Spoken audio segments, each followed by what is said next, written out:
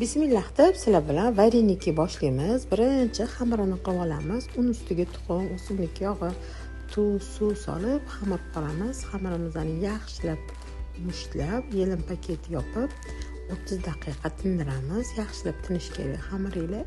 Keyin videoda ko'rsatilgan tartibda lentichkalar kesib olamiz. Lentichkalarimizni ozgina ezib, shtanka holiga keltiramiz. Va kerakli razmerda zo'lichilik kesib olamiz.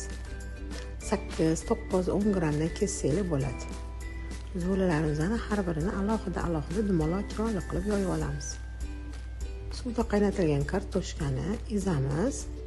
Alohida idishda piyoz bilan yog'ni qovurib olamiz va ezilgan kartoshkamizga solamiz. Tuz solib, yoyib olgan xamirlarimizni ichiga kartoshkali nachinkamizni solib, shunaqa qilib tukib olamiz. Va morozilkaga muzlatishga yuboramiz. Qotganidan so'ng bemalol upakovkaga solsanglar bo'ladi. Xohlasanglar o'zinglar probaga pishirib yeb ko'rishinglar ham mumkin. Juda ham zo'r bo'ladi. Pishirganingizda qaynagan suvga solib chuchvaradaga pishirib olasizlar.